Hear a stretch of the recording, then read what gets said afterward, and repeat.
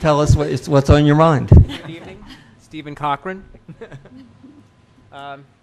Thank you. I am just extraordinarily delighted to be here tonight. I want to thank all of the board members for their kind and probably much too generous comments. They say that that superintendents are loved twice. Once when they come, and once when they go. And if that is true, then there is a whole lot of love in this room tonight, and I am glad to have a tiny part of it. Of course, if there has ever been anyone who defies the conventional wisdom about how superintendents are loved and how often they are loved, it would be Judy Wilson. From what I know, she has been beloved here in Princeton for all of her 9 years.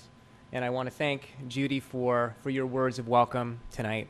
And I particularly want to thank you for the very special culture that you have created here in Princeton. Unlike many high-powered school districts, Princeton appears to have achieved that rare balance between intellectual rigor and moral reflection. Judy, you seem to model that every time you speak, every time you write. You ask the professionals who work with students to model that balance, and as a result, I believe that the students here in Princeton are prepared not just to comprehend a complex world, but actually are inspired to make a difference in that world. I look forward very much to working with you in the months ahead and to truly carrying forth your vision in the coming years. So, thank you. I have a few more comments to make. You know why. As you might imagine, and I'll try and talk to the audience a little bit more. As you might imagine, the superintendent search process was both highly confidential and highly comprehensive. I was asked scores of questions over countless conversations, and those questions ranged from how do we help our students grow into happy adults, to what are your most iconoclastic ideas about how to transform education in America. I don't want to bore you with my answers to all of those questions, but I do want to share with you my answer to one. The question was this: what do you stand for? As an educational leader, what will be your consistent themes? What will be your talking points? When the question was first posed, I responded with a heartfelt, albeit off-the-cuff, credo, my kind of this I believe essay a la NPR. And as I stand before this group tonight, and those of you at home, prepared to become the superintendent of the Princeton Public Schools, I think it's fair for me to reiterate my answer to that question about what I believe. And so I begin with this. I believe in kids. I believe in the craziness and the greatness of their ideas. I believe in their capacity to express themselves through music and movement and math and art and athletics. I believe in their capacity for compassion and for leadership. I believe they will make mistakes and they will learn from those mistakes. I believe that our kids can and will change the world. And for those reasons, I believe every decision I make as superintendent must be based on the answer to the question, is this in the best interest of our kids? I believe in collaboration. That was mentioned already as a leadership tendency identified in Upper Freehold. Schools are fundamentally about relationships. Like the geese we see now flying in V formation south for the winter, we travel farther and faster and more safely together. We solve more problems. We generate more innovative ideas when we bring together multiple perspectives, multiple talents, multiple resources. And so I believe in the power of collaboration among students, among teachers, among principals and parents. I believe in the power of collaboration among supervisors, secretaries, support staff. I believe in the power of collaboration across classrooms, across schools, and across districts. Moreover, I believe in the power of collaboration among school districts and community partners. From the library to law enforcement, from the Arts Council to the Town Council, from the religious leaders to our business leaders, from private preschools to Princeton University, all share a common commitment to care for our kids. I'm grateful for that commitment. I look forward to relying on those relationships, and I believe collaboration with all representatives of this diverse and amazing community will make me a better superintendent and will make our district an even better place for kids. I believe in curriculum.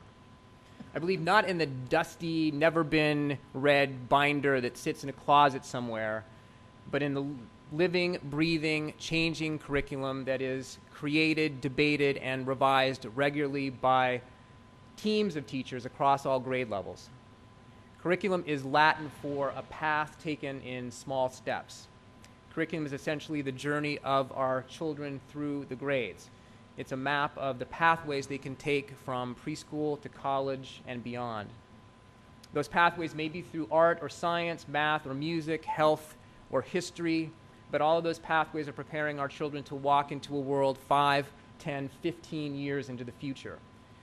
For that reason, I believe curriculum needs to give our children the knowledge and skills demanded by that future.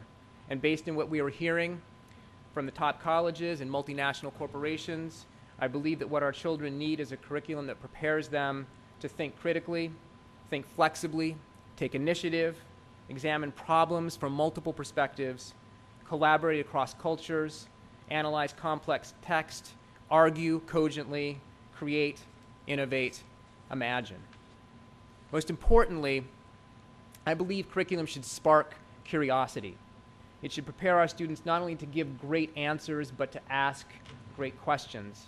I want our students to wonder where artists get their ideas, whether history is the story of the winners, and what we as human beings owe the earth. I believe in data. Specifically, I believe in the objective analysis of reliable, well-documented data. I may have just increased my nerd quotient in revealing that, but I'm actually unapologetic about my passion for numbers. Numbers tell a story.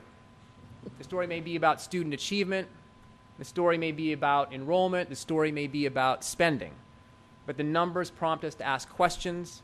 They help us make predictions. They allow us to affirm our practice and, when appropriate, to alter it.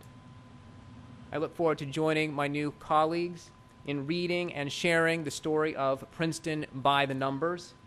I'm eager, for example, to explore reading levels of our first graders, the mathematical problem solving of our middle schoolers, the AP scores of our high school students broken out perhaps by gender.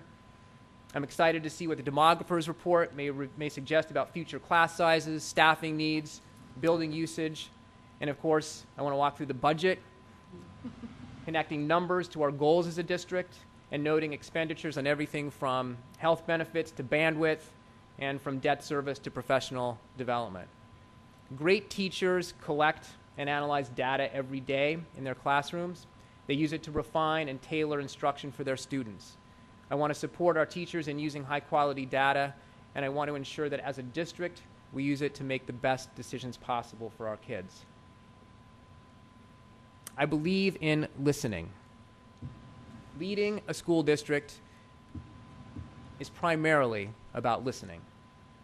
I've found throughout my career that the best, most effective programs I've ever helped to put into place have come about by listening to someone else.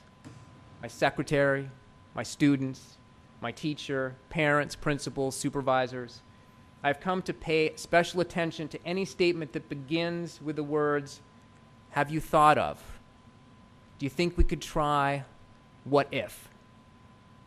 Superintendents, especially new ones, rarely have all the answers. Listening provides information and insight. It helps one consider divergent perspectives, as well as discover common themes and goals. Listening, truly listening, shows that you care. It helps you get to know people and to build the trust that is the foundation of all future work. I look forward to doing a lot of listening when I first come to Princeton and throughout my years as superintendent. I believe in learning. Learning is the school district's most essential enterprise, our reason for being. I believe, therefore, that the superintendent should be the head learner, modeling the reading, the research, the curiosity, the collaboration, and the struggle that we expect of our students. I believe, moreover, that all of us, from students to superintendents, often learn the most from our mistakes, our reflections, and our opportunities to try again. As an avid mountain biker who still attempts to ride over logs and off jumps, often with semi-disastrous results, I am fond of the phrase, success is just failure with the dirt brushed off. Sometimes you need to fail at something in order to figure out how to succeed at it. If students feel the pressure to be perfect, as often our very brightest do, they may not fully stretch themselves, they may not grow, they may not achieve their very highest potential. It is critically important, therefore, to create a learning environment in which intellectual and artistic risk-taking is encouraged and where students are then guided in reflecting on, revising, and redoing their work. And what is good for the students is also good for the adults who work with them and for them. All of us need to feel the freedom to take some risks and try new ideas. I hope to support that freedom throughout my superintendency. And finally, I believe in laughter. As school professionals, we have the privilege to work every day with kids. Not every day goes as planned. Not every kid is perfect, but every day brings us something to smile about. Schools should be places of joy and laughter. In his book, Awakening Genius in the Classroom, Thomas Armstrong makes the observation that the word genius is derived from the words Genesis and genial, and can therefore be translated as the birth of joy. What a wonderful way to think about genius. What a wonderful way to think about the mission of our schools, and what a wonderful way to think about the work our teachers do every day with our children. It is with great joy that I stand before you tonight. It is with great joy that I anticipate getting to know the children of this community and all the people who care about them. And it is with great joy that I accept the responsibility to serve the Princeton Public Schools as your next superintendent. Thank you.